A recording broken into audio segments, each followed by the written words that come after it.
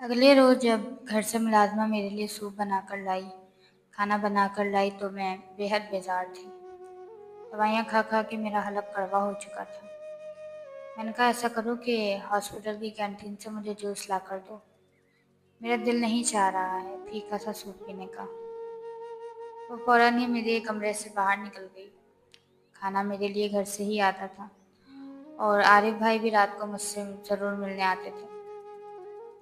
जैसे ही मुलाज़िमा जूस लेने गई, मेरी एक और पुरानी दोस्त मुझसे मिलने आ गई। मेरी दोस्तों का अभी तक मुझसे मिलना-जुलना था। मेरे घर भी आ जाता था। अलबत्ता रिमशा से मेरी गहरी दोस्ती थी। मेरी दोस्त फरहाना मुझसे मिलने आई तो फ्लावर बुके लेकर आई थी। वो मेरी खैरियत पूछने के लिए आई थी। तब तक मुलाज़िमा भी आ गई। इसने जूस मेरे दोस्त को भी पेश किया और मुझे भी। कुछ देर बाद ही फरहाना वापस चली गई। मैंने कहा जमीला जमीला बुआ ऐसा करें मुझे व्हील चेयर पर बिठा दें। इसने मुझे व्हील चेयर पर बिठा दिया। मैं व्हील चेयर चलाती हुई खिड़की के पास आई। अपने कैमरे को ऑन करके ज़रा सा पर्दा हटाया। देखा तो याया चंद नौजवानों के साथ शायद मीटिंग में मसरूफ था। इससे बातचीत कर रहा था। तभी मुझे एक शरारत सी सूझी। मैंने कहा कि जमीला बुआ इधर आए। वो कहने लगी हाँ बेटा बोलो। सेब काट कर दूं तुम्हें? मैंने कहा मुझे कुछ नहीं खाना, मेरी बात सुने। वो कहने लगी हाँ बोलो। मैंने कहा ये कैमरे में है, आपको ये नौजवान नजर आ रहा है? वो कहने लगी हाँ नजर तो आ रहा है। क्यों, क्या हुआ है? इसे कौन है ये? मैंने कहा मैंने आपको सवाल जवाब करने के लिए नहीं कहा। वो कहने लगी ठीक है बेटा, फिर क्यों बात कर रही हो, कौन है? जमीला बुआ भी जब तक बाल की खाल नहीं निकाल लेती थी उन्हें चैन नहीं आता था। मैंने कहा ये मेन गेट है। मैंने इसी ऑफिस के नीचे कैमरा किया, इन्हें मेन गेट दिखाया। मैंने कहा यहाँ से ऊपर जाएं, ये सेकंड फ्लोर पर इसका ऑफिस है और ये फ्लावर बुके ऑफिस के दरवाजे पर बैठे चपरासी को दे दीजिएगा और इसे कहिएगा कि ये सर याह्या सिकंदर को दे दे। वो कहने लगी बेटा वो क्यों? ये फूल तो तुम्हारी सहेली लेकर आई है, तुम इस लड़के को क्यों दे रही हो? मेरा जी चाहा या तो मैं अपना सर दीवार पर मार दूं या फिर जमीला बुआ को। मैंने कहा जैसा आपको कह रही हूँ आप वैसा करें। चलें जल्दी जाएं और मैं इस कैमरे से आपको देख रही हूँ। वो कहने लगी लेकिन बेटा वो पूछेगा क्यों दिया है तो, और अगर तुम्हारा नाम पूछे? मैंने कहा मेरा नाम आपको बताने की ज़रूरत नहीं है, मैं जो कह रही हूँ वो करें। चपरासी को ये फ्लावर बुके पकड़ा दें, इसे कहें कि याया सिकंदर को दे दे और ये कहकर आप वापस आ जाएं। आपका कोई और काम नहीं है। वो कहने लगी अच्छा फिर। वो फ्लावर बुके लेकर चली गई। मैंने जमीला बुआ को इसकी बिल्डिंग में जाते देखा तो मेरा दिल जोर जोर से धड़क रहा था। अंदर एक खलबली सी मची हुई थी। कुछ ही देर में जमीला बुआ नीचे वापस आती हुई नजर आई। तभी मैंने देखा कि याया के ऑफिस के कमरे का दरवाज़ा खटका था, क्योंकि सबकी नजरें दरवाजे पर थी। ये दरवाज़ा खुला, चपरासी ने फ्लावर बुके दिए। वो शायद इस बात पर इसे डांट रहा था कि जब वो मीटिंग कर रहा है तो इसे क्यों तंग किया गया, दरवाज़ा क्यों खटखटाया गया। चपरासी शायद इसे कह रहा था कि आपके लिए किसी ने ये फूल भेजे हैं। ये सुनकर वो कुछ मुतग़िर हुआ। फिर इसने फूलों का बुके पकड़कर ये एक तरफ रख दिया था और फिर अपनी मीटिंग जारी कर दी थी। कुछ ही देर में वो नौजवान जा चुके थे। जमीला बुआ भी मेरे कमरे में आकर बैठ गई थी। मुझे अजीब अजीब सी नज़रों से देख रही थी। मैंने कहा आपने ड्राइवर को बुलाया है? वो कहने लगी हाँ ड्राइवर आ गया। मैंने कहा ये खाली डब्बे उठाएं खाने के और घर जाएं। वो कहने लगी लेकिन बेटा आरिफ ने मुझे कहा था कि रात तक तुम्हारे पास रुक जाऊं। मैंने कहा नहीं, मेरे पास मत रुकें, मैं वैसे भी सोने लगी हूँ और रात का खाना मैं हॉस्पिटल का खा लूँगी। वो कहने लगी चलो ठीक है। वो खाने के डब्बे लेकर वापस चली गई।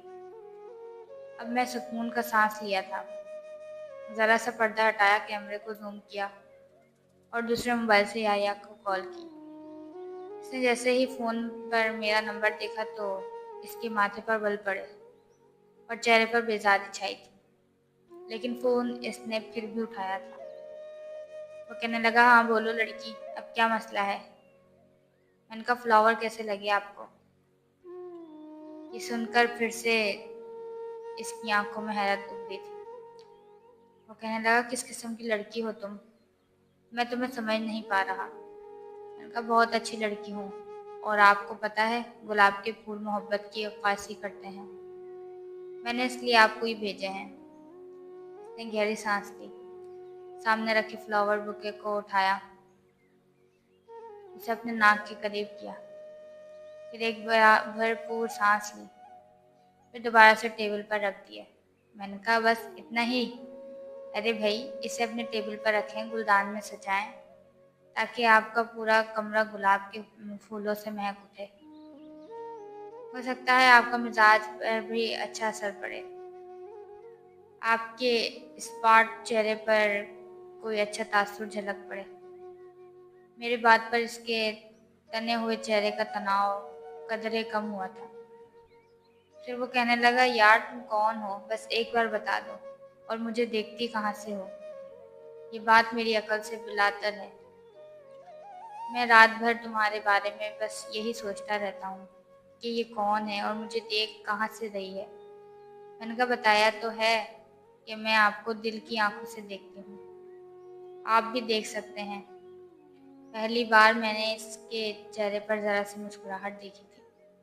वो कहने लगा, देखें मिस, तुम जो कोई भी हो, मैं चाहूँ ना तो 2 मिनट में तुम्हारा पता करवा सकता हूँ। मैंने कहा, मेरे इस नंबर से ये शौक भी पूरा कर लें, क्योंकि ये सिम मेरे नाम पर नहीं है और ना ही मेरे किसी रिश्तेदार के नाम पर है। मैंने तो ऐसे ही किसी चलते फिरते से ली थी। आपने मुझे इतना बेवकूफ़ समझ रखा है। वो कहने लगा, लड़की चालाक हो। अच्छा खैर चलो, ये सब छोड़ो, सिर्फ ये बताओ कि मुझे देखती कहाँ से हो। अब ये मत कहना कि दिल की आंखों से देखती हूँ। मैं अफसानवी बातों पर यकीन नहीं रखता। ये कहते हुए वो खड़ा हो गया था। शायद उसे कुछ शक सा हुआ था, क्योंकि वो सीधा खिड़की के पास आया था। फिर सामने की इमारतों पर नजर डालने लगा। हॉस्पिटल के बराबर में रिहायशी अपार्टमेंट्स भी बने हुए थे। इसकी नजरें वहीं देख रही थी। पहली बार मेरा दिल जोर जोर से धड़का था। वो कहने लगा, आजकल के दौर में किसी को जानना इतना मुश्किल नहीं है। मेरे कमरे में ऐसा खुफिया कैमरा नहीं है जो तुम्हें ये सब देखा सके। तुम यकीनन कहीं सामने रहती हो। वो बड़े गौर से देख रहा था। मैं जल्दी से पीछे हट गई, क्योंकि पर्दे जालीदार थे। वो कहने लगा, पता नहीं क्यों कभी किसी लड़की को देखने में मुझे कभी दिलचस्पी नहीं हुई, लेकिन तुम्हें ज़रूर देखना चाहूँगा। मैंने कहा, सच्ची? इसका मतलब आपके दिल में भी कुछ कुछ होने लगा। Very good. मेरी बात पर वो खिलखिलाकर हंसा था। वो कहने लगा, नहीं, मेरे दिल में वैसा कुछ नहीं हो रहा जैसा तुम समझ रही हो। बस एक तजस्सुस है और कुछ नहीं। ये कहकर इसने एक गहरी सांस ली। मैंने कहा, जितनी मोहब्बत मैं आपसे करती हूँ, कोई दूसरी लड़की नहीं कर सकती। आप अंदाज़ा लगा सकते हैं। आपके पल पल की खबर रखती हूँ। पता नहीं क्यों, लेकिन मेरी इस बात को सुनकर वो चुप सा हो गया था। फिर कहने लगा, देखो, ये मोहब्बत वगैरह पर मेरा यकीन नहीं है। मैं एक प्रैक्टिकल किस्म का नौजवान और हुस्न परस्त भी बहुत हूँ। हो सकता है तुम मुझे देखने में अच्छी लगो। मैंने कहा, हो ही नहीं सकता, क्योंकि मैं बहुत खूबसूरत हूँ। वो कहने लगा, अच्छा, कितनी खूबसूरत हो, ज़रा मुझे भी तो पता चले। मैंने कहा, जिस दिन आपने मुझे देख लिया ना, आप अपने होश खो बैठेंगे। वो कहने लगा, सच्ची? मैंने कहा, मुझे तो फिर सामने आकर बात करो। मैंने कहा, पहले बताएं, शादी करेंगे? वो कहने लगा, फिर वही बात। देखो, शादी जो होती है ना, ये बहुत बड़ा डिसीजन होती है। सबसे पहले तो मुलाकात होती है, एक दूसरे को समझा जाता है, इसके बाद फैसला किया जाता है कि हम एक दूसरे साथ रह भी सकते हैं कि नहीं। ये मैनेज कर लूँगी। इतना वक्त आजकल के दौर में है, किसके पास के पहले मुलाकातें करो और ये देखो कि आपस में बनेगी या नहीं बनेगी। देखें याया, हमारी पाकिस्तानी अवाम 80% अल्लाह पर भरोसा करके शादी करती है और हुक्म खुदाबंदी से सबकी शादियाँ निभ जाती हैं। वो कहने लगा 80% अवाम सिकंदर से या सिकंदर नहीं होती। मैंने कहा आपको कौन सी सर ख्वाब के पड़ लगे हैं। वो कहने लगा जिस दिन मिलोगी इस दिन बताऊंगा। मैंने कहा ऐसे कैसे देखेंगे, मैं आपको अपना चेहरा इसी सूरत दिखाऊं कि जब आप मुझसे शादी करेंगे। देखें, इस मामले में मैं बहुत मशरकी किस्म की लड़की हूँ, शादी से पहले मुलाकातों पर यकीन नहीं रखती। वो कहने लगा और मेरा असूल है, मैं पर्दा नशीनों से शादी नहीं करता। देखो, अगर तो तुम्हें वाकई मुझमें दिलचस्पी है तो सामने आकर बात करो, और अगर सामने नहीं आना तो मैं तुमसे ये आखिरी बार बात कर रहा हूँ, इसके बाद तुम्हारा फ़ोन नहीं उठाऊंगा। मैंने कहा मैं आपकी आवाज़ नहीं सुनूंगी तो मर जाऊंगी। वो कहने लगा मोस्ट वेलकम, मर जाओ, लेकिन मुझे अब इसी वक्त फ़ोन करना जब मुझसे मुलाकात करने के लिए तैयार हो जाओ। मैं ये लुका छुपी वाली मोहब्बत और यकीन नहीं रखता। ये कहकर इसने फ़ोन बंद कर दिया। मैं कुछ सोच में पड़ गई थी। अगर इमशा से शर्त ना लगाई होती तो यकीनन ये मेरी या सिकंदर से आखिरी बात होती, लेकिन मैं इसे अपना आप दिखाना भी नहीं चाहती थी। एवं ख्वामख्वाह किसी मुसीबत में ना फंस जाती। बहरहाल मैंने इसे इस दिन फ़ोन नहीं किया, बल्कि मैंने इसे 2 दिन फ़ोन नहीं किया, बस इसे ऑफिस में बैठे देखती रही। मैंने नोट किया कि हर घंटे 1.5 घंटे के बाद वो फ़ोन उठाता है, फ़ोन को देखता है और फिर वो वापस टेबल पर रख देता है। फिर एक गहरी सांस लेता है, फिर अपने काम में बिजी हो जाता है, लेकिन फिर 1-1.5 घंटे गुजरने के बाद दोबारा से मोबाइल को देखता है, जैसे इसे किसी के फ़ोन का इंतज़ार। कई बार खुद को झटकता। मुझे ये सब कुछ काफ़ी दिलचस्प लगने लगा था। शायद वो मेरे फ़ोन का मुंतज़िर था। 2 दिन बाद मेरे नंबर पर इसी की कॉल आई। मैंने फ़ोन उठाया तो कहने लगा मैं तुमसे मिलना चाहता हूँ। मैंने कहा लेकिन मैं तो मिलना नहीं चाहती। वो कहने लगा क्यों मिलना नहीं चाहती। मैंने कहा देखें, मैं इतनी जल्दी मुलाकात के हक़ में नहीं हूँ। वो कहने लगा अच्छा ठीक है, अपना नाम तो बता सकती हो। पता नहीं इसके लहजे में कुछ इल्तिजा सी थी, कुछ बेबसी। मैंने कहा मेरा नाम अनाया है। वो कहने लगा अच्छा चलो ये बता दो, कभी मुझसे मुलाकात हुई है तुम्हारी? किसी महफिल में, किसी पार्टी में, किसी पार्क वगैरह में कभी टकराव हुआ हो, हल्की सी अलग सिलिक हुई हो? मैंने कहा आपका हाफिज़ा बहुत अच्छा है। अगर मैंने आपको थोड़ा सा भी कुछ बता दिया तो आप फ़ौरन से पहचान जाएंगे।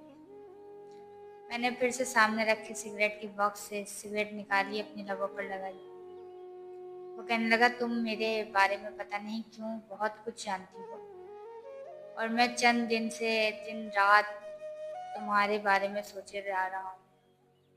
मैंने आज तक कभी किसी लड़की के बारे में इतना नहीं सोचा। कई लड़कियां मेरे जहन से गुजर रही हैं, लेकिन इनमें से कोई भी अनाया नहीं है। शायद तुम मुझे अपना नाम गलत बता रही हो। देखो, बस एक बार मुझसे मिल लो, हो सकता है कि मैं तुम्हारी बात मान लूँ। मैं इसकी बात सुनकर बुरी तरह से उलझी थी। दिल जोर जोर से धड़क धक धक करने लगा। ये तो सचमुच मुझसे शादी करने के लिए रजामंद हो रहा था, या शायद जानबूझ के कह रहा था। मैंने कहा ठीक है, मैं आपसे मिल लेती हूँ, वादा करें मुझसे शादी ज़रूर करेंगे। वो हंसने लगा, कहने लगा एक बार मिलो तो।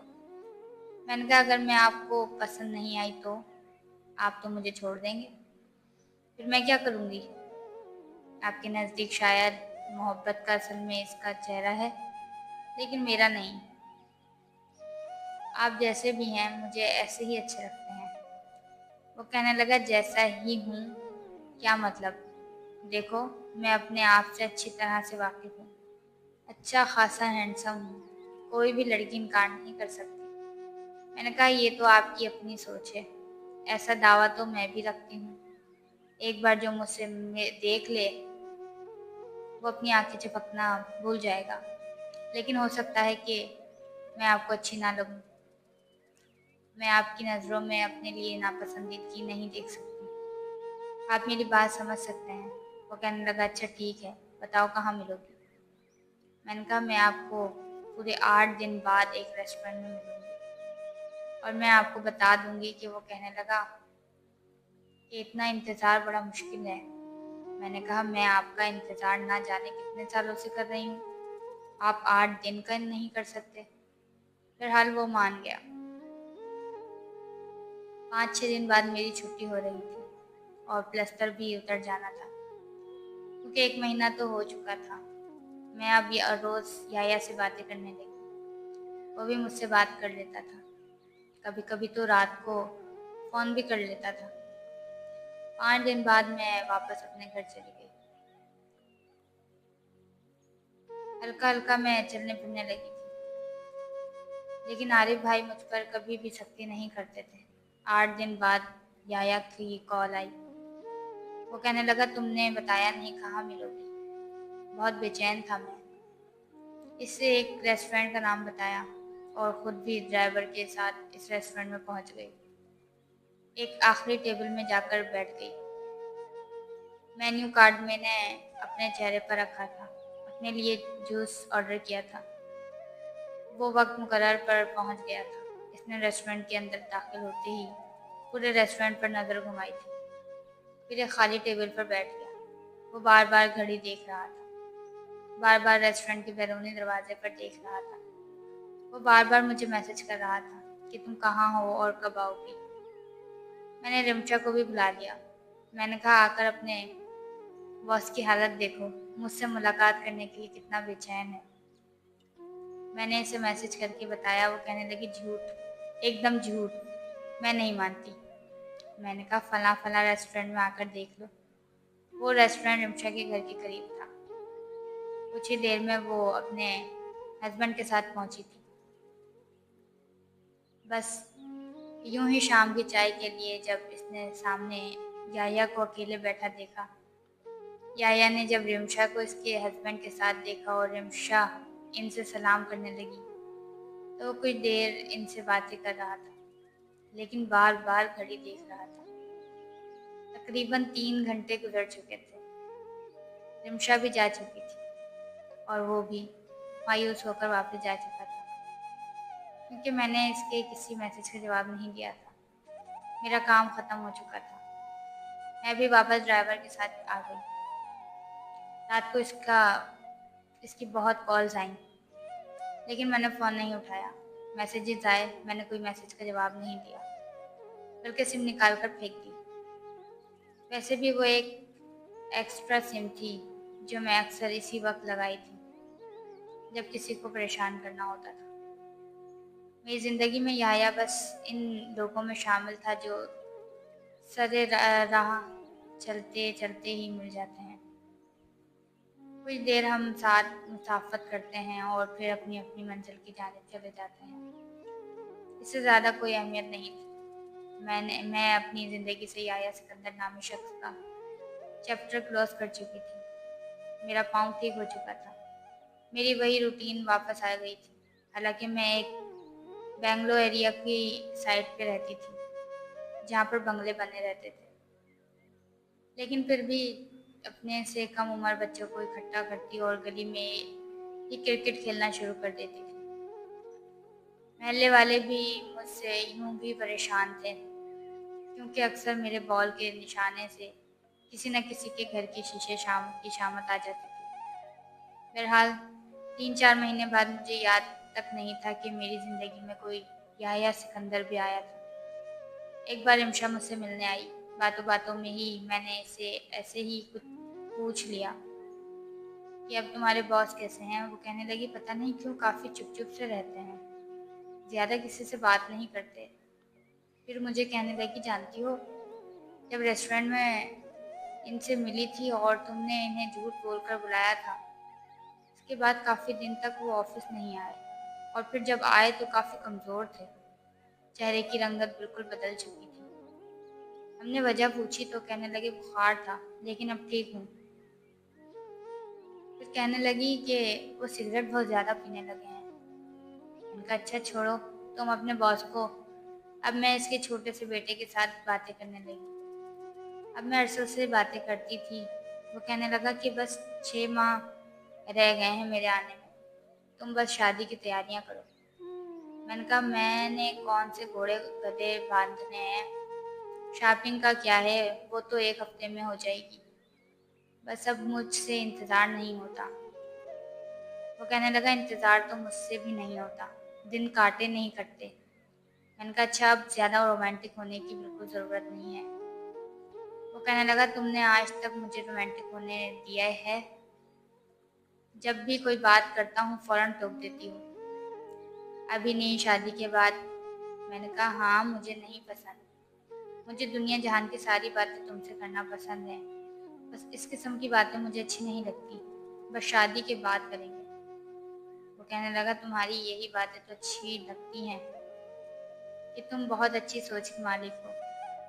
मैंने कहा अच्छा देखो, मैं शादी के बाद क्रिकेट भी खेलूंगी, साइकिल भी चलाऊंगी, मोटरसाइकिल भी चलाऊंगी, गाड़ी भी चलाऊंगी और एक्सीडेंट भी करूंगी, तो मुझे कुछ नहीं कहोगे, रोकोगे टोकोगे नहीं। वो कहने लगा सब कुछ चलाना, लेकिन एक्सीडेंट की इजाज़त नहीं दे सकता। और दूसरा, जिन जिन घरों के तुम शीशे तोड़ोगी, पैसे तुम खुद भरोगी, मैं 1 रुपया भी नहीं दूंगा, क्योंकि मैं बहुत मेहनत से पैसे कमा रहा हूँ। मैं हंसने लगी। मैं अभी अरसों से बात कर ही रही थी कि जब मुलाजिमा मेरे पास आई। वो कहने लगी बेगम साहिबा, आरिफ भाई आपको बुला रहे हैं। मैंने कहा आरिफ भाई बुला रहे हैं, चलो ठीक है। मैं कहने लगी अब नीचे जाएं। मैंने फ़ोन बंद किया। सीढ़ियाँ फलांगते हुए बेनियाजी से मैं नीचे उतर रही थी, जब लाउंज में बैठे शख्स को देखकर मेरे पैरों वहीं जमे थे। परेशानी बेनियाजी में से वो बैठा हुआ था, टांग पटांग रखे, और इसे देखकर जैसे मैं सांस लेना भूल गई थी। वो यहाँ क्यों आया था? और एक के बाद एक सवाल मेरे दिमाग में गर्दिश कर रहे थे। पता नहीं क्यों मैं बाकी की सीढ़ियाँ नहीं उतर पाई। आरिफ भाई भी बैठे हुए थे। मुझे देखकर कहने लगे इधर आओ, वहाँ क्या खड़ी हो? मेरा दिल इस वक्त जोर जोर से धड़क रहा था। एक नज़र याह्या की भी मुझ पर उठी थी। मुझे लग रहा था जैसा मेरा रंग फक हो गया। मैं नीचे उतर कर आई, बड़े धीरे धीरे कदम उठाते हुए आरिफ भाई के पास पहुंची। ऐसा लग रहा था जैसे आरिफ भाई की तबीयत ठीक नहीं है। मैंने कहा आपको क्या हुआ है? मैंने याह्या को मुकम्मल तौर पर नज़रअंदाज किया। वो कहने लगे पता नहीं एकदम से चक्कर आ गया था। मैं हॉस्पिटल में रूटीन चेकअप के लिए जा रहा, लेकिन हॉस्पिटल के अंदर दाखिल होते ही मुझे बहुत ज़ोर का चक्कर आया और मैं गिर गया, बेहोश हो गया। इन साहब ने ही मुझे स्टाफ के साथ इमरजेंसी में ले जाकर दिखाया था। शायद बीपी मेरा बहुत ज़्यादा शॉर्ट कर गया था। ये सुनकर मैं डर गई थी। मैंने कहा आप अपना ख्याल नहीं रखते, कितनी बार कहा है कि अपनी मेडिसिन टाइम पर लिया करें, आपको अपनी फिक्र ही नहीं है। अरे भाई कहने लगे अरे भाई मैं ठीक हूँ, एक्चुअली मैं इस पोजीशन में नहीं था कि अपनी गाड़ी को ड्राइव कर सकता, इसलिए इन साहब ने मुझे घर तक छोड़ा है। तुम प्लीज़ एक कप चाय बनवा लो। बेचारे पिछले 2 घंटे से मेरे साथ लगे हुए हैं।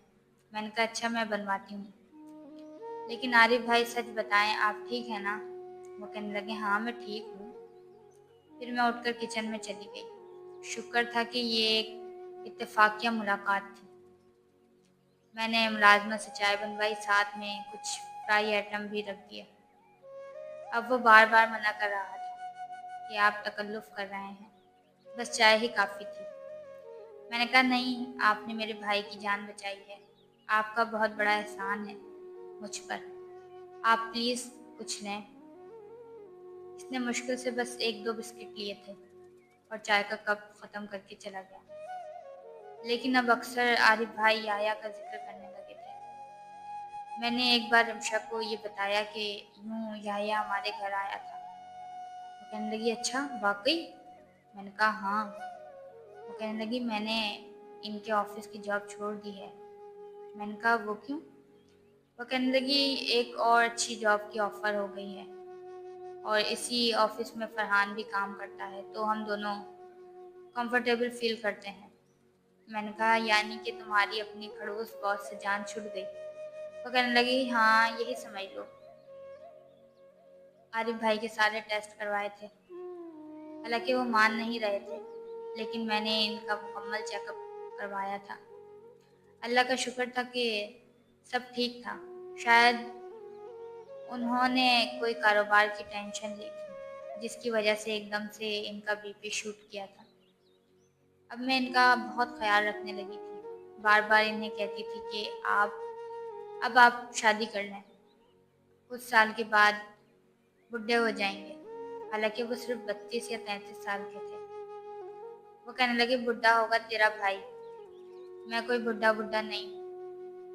वो ऐसे थे, हर वक्त हंसते मुस्कुराते मजाक करने वाले।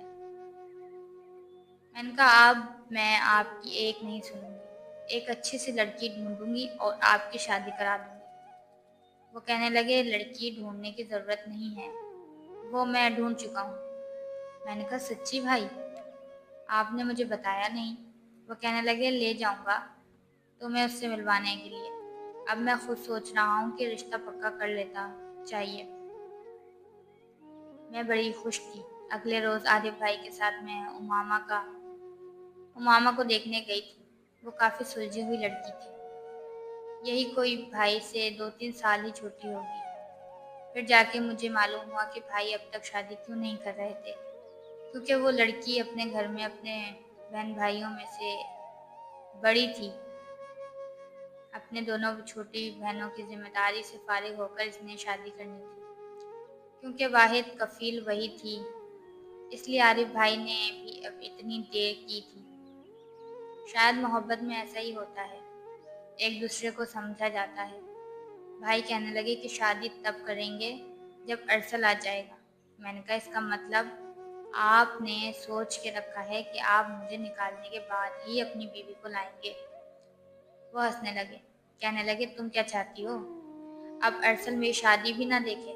मैंने कहा नहीं, मैं ऐसा नहीं चाहती। देखें भाई, अरसल आएगा, फिर आपकी शादी होगी और इसके पूरे 6 महीने बाद मेरी शादी। वो कहने लगी, मैं तुम्हें ज़्यादा बर्दाश्त नहीं कर सकता। जैसे ही वो आएगा मैं तुम्हारी रुखसती की तैयारी शुरू कर दूंगा। मैंने दोबारा से ड्राइविंग शुरू कर दी थी। पता नहीं मेरे अंदर कोई खतबी लड़की मौजूद थी। जब मैं ड्राइविंग करती हूँ मुझे कुछ होश नहीं होता। मैं ड्राइव बहुत तेज़ करती थी और यही वजह थी कि मेरा पहले भी एक्सीडेंट इस गाड़ी की वजह से हुआ था। और यही वजह थी कि पहले मेरा एक्सीडेंट हो चुका था। इस बार भी मैं अपनी धुन में ड्राइव कर रही थी जब सामने एक बूढ़ा शख्स जा रहा था। मैंने बहुत चाहा कि ब्रेक लग जाए, लेकिन फिर इस बेचारे बूढ़े शख्स को मेरी गाड़ी ने हिट कर दिया। वो शख्स दूर जाके गिरा था और इसका थैला भी, सारे फल इसके गिर गए थे। मैं गाड़ी से नीचे उतरी, इस शख्स से माफ़ी मांग रही थी, लेकिन इसके सर पर गहरी चोट आई थी। मैं बहुत ज़्यादा डर गई थी। मैंने आरिफ भाई को कॉल की, इन्हें बताया। वो मुझे बुरा भला कह रहे थे, मुझे डांट रहे थे। वो कह रहे थे यही खड़ी हो रहो, मैं आता हूँ। लेकिन वहाँ पर आसपास मौजूद लोगों ने जैसे मुझे घेर लिया था कि आपकी वजह से ये शख्स मर जाएगा तो आप पर केस हो जाएगा, हम पुलिस को बुलाएंगे। मैं पहली बार बेहद खौफजदा हुई थी। मैंने कहा प्लीज़ ये बातें करने का वक्त नहीं है, आप इनको मेरी गाड़ी में बिठाएं, मैं हॉस्पिटल ले जाती हूँ, ये ठीक हो जाएंगे। लेकिन लड़कों को शायद लड़की किसी भी तौर पर मैसर आ जाए तो अपनी हरकतों से बाज नहीं आते। कोई मेरी कलाई पकड़ रहा था, कोई कि भागने की कोशिश मत करो, तुम यहाँ से हिल नहीं सकती। बहाने बहाने से मुझे टच करने की कोशिश कर रहे थे। मैंने कहा पीछे हट के बात करें, मुझे हाथ लगाने की जरूरत नहीं है। एक नौजवान कहने लगा, बीबी एक्सीडेंट किया है तुमने, ये बुढ़ा बजने वाला नहीं है, तुम्हें सलाखों से कोई नहीं बचा सकता। मैं बार बार आरिफ भाई को फोन किए जा रही थी, लेकिन शायद जल्दबाजी में वो मोबाइल घर छोड़कर इधर से निकल चुके थे। बहुत जल्दी भी करते तो 25 मिनट से पहले नहीं पहुंच सकते थे। जब एक गाड़ी वहां से पर खड़ी हुई, शायद इस वजह से क्योंकि बहुत सी गाड़ियां खड़ी हो चुकी थी, इस गाड़ी को जाने का रास्ता नहीं मिल रहा था। मैंने कहा कि गाड़ी में याया बैठा हुआ था। इसे देखकर मैंने नौजवान से हाथ छुड़वाया और भागती हुई इसकी गाड़ी के पास आ गई। इसकी गाड़ी का शीशा खटखटाने लगी। मुझे देखकर इसने दरवाज़ा खोला। मैंने कहा, प्लीज़ याया, मुझे बचा लें, ये लोग मेरे साथ बदतमीजी कर रहे हैं। मैं बिल्कुल इसके पीछे जाके खड़ी हो गई। वो नौजवान कहने लगा, ये लड़के पीछे हटो, ये लड़की भागने की कोशिश कर रही है, इसने एक बुढ़े शख्स को गाड़ी मारी है और वो शख्स आधे से ज़्यादा मर चुका है, हम इसे पुलिस के हवाले करेंगे, ये अपनी जान छुड़ा के भाग नहीं सकती। मैंने पीछे से याया की शर्ट को पकड़कर दबोच रखा था। मैं बेहद घबराई हुई थी। मैंने कहा, ये झूठ बोल रहे हैं, वो शख्स जिंदा है, मैं इनसे कह रही हूँ कि मेरी गाड़ी में बिठाना, हॉस्पिटल ले जाती हूँ, लेकिन ये जानबूझकर मेरे साथ बदतमीजी कर रहे हैं।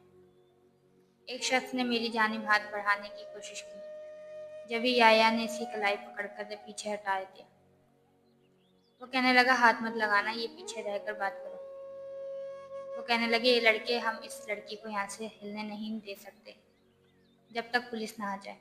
वो कहने लगा कि लड़की को देखकर तुम लोग क्या समझते हो, अपनी बेहूदगी पर उतर आओगे। फिर मुझे कहने लगा, आप गाड़ी में बैठें, मैं इनको देख लेता हूँ। मैं जल्दी से इसकी गाड़ी का फ्रंट डोर खोलकर ड्राइविंग सीट पर बैठ गई और दरवाज़ा बंद कर चुकी थी और वहीं से दूसरी सीट पर जाकर बैठी थी। नौजवान इससे बदतमीजी कर रहे थे, लेकिन वो सबको पीछे हटाता हुआ इस बूढ़े शख्स के पास गया, इसे गोद में उठाया और गाड़ी की पिछली नशिस्त खोलकर इसे वहां लिटा दिया। लोगों ने बहस की, लेकिन इसने परवाह नहीं की थी। इस बुरे शख्स को गाड़ी में डालकर इस पर बिठाया और रोए जा रही थी। सीधा वो तेज रफ्तार से गाड़ी चलाता हुआ हॉस्पिटल पहुंचा था। फौरन इसे इमरजेंसी में इस शख्स को ले जाया गया। मैं आईसीयू के बाहर बैठी रो रही थी। मेरा फ़ोन तक मेरी गाड़ी में था। आरिफ भाई से मैं राब्ता नहीं कर पा रही थी, पता नहीं वो कहाँ होंगे। तब मुझे ख्याल आया कि शायद याया के पास उसका नंबर हो। मैंने कहा, आपके पास आरिफ भाई का नंबर है? मेरे पास है, मैंने फ़ोन कर दिया, आप परेशान ना हो, वो आ रहे हैं। जैसे ही आरिफ भाई पहुंचे सामने, इन्हें कॉरिडोर में देखकर मैं भागकर उनके पास गई। उनके साथ लगकर फूट फूट कर रोने लगी। वो मुझे डांट रहे थे, कहने लगे, कितनी बार तुम्हें समझा चुका हूँ, पागल लड़की, तुम्हें पता है तुम किस मुसीबत में फंसने वाली हो। अगर इस शख्स को कुछ हो गया ना, तो याद रखना, तुम्हें मैं भी इस केस से नहीं बचा सकता। पहले तुमने अपनी टांग इस चक्कर में तुड़वा ली, और अब इस शख्स के साथ जो तुमने किया है ना, वो काबिले माफ़ी है। आज के बाद तुम गाड़ी के पास नहीं जाओगी। मैंने कहा, नहीं जाऊंगी, बस अल्लाह करे इस अंकल को कुछ ना हो। फिर वो याया का शुक्रिया अदा करने लगा कि यार, अगर तुम वहाँ पर इत्तेफाकियत तौर पर ना पहुँचते तो आज पता नहीं लोग मेरी बहन का क्या हाल करते। वो कहने लगा, ऐसी कोई बात नहीं है। आधे घंटे बाद इस बूढ़े शख्स को होश आ गया था। अब वो खतरे से बाहर था और मैंने शुक्र अदा किया था। आरिफ भाई के साथ ही मैं वापस घर आ गई थी। चंद रोज बाद मैं इस बूढ़े शख्स से मिलने गई और इत्तेफाक था कि याया वहाँ पर पहले ही मौजूद था। वो बूढ़ा शख्स कहने लगा, कोई बात नहीं बेटा, लेकिन गाड़ी फिर भी एहतियात से चलानी चाहिए। मैं इस बूढ़े शख्स के सामने भी रोने लगी। मैंने कहा, सच कह रही हूँ, अंकल मैंने ब्रेक लगाई थी, लेकिन जब तक ब्रेक लगी आप सामने आ चुके थे। मेरा ऐसा कोई इरादा नहीं था। वो कहने लगे मैं पुलिस को कुछ नहीं कहूँगा, कोई केस नहीं होगा, तुम क्यों परेशान हो। वो काफ़ी बूढ़े शख्स थे और मजबूर भी। मैंने अपनी पर्स से एक अच्छी खासी रकम निकाल कर इनके हाथ में रखी। वो कहने लगे नहीं बेटा, ये रख लो, पहले ही इस बच्चे ने मेरी बहुत मदद की है, मेरा ख्याल रखा है। उन्होंने याह्या की तरफ देख कर कहा था। मैंने कहा फिर भी ये रख लें प्लीज़, मैं आरिफ भाई के साथ ही आई थी। इसके साथ वापस चली गई।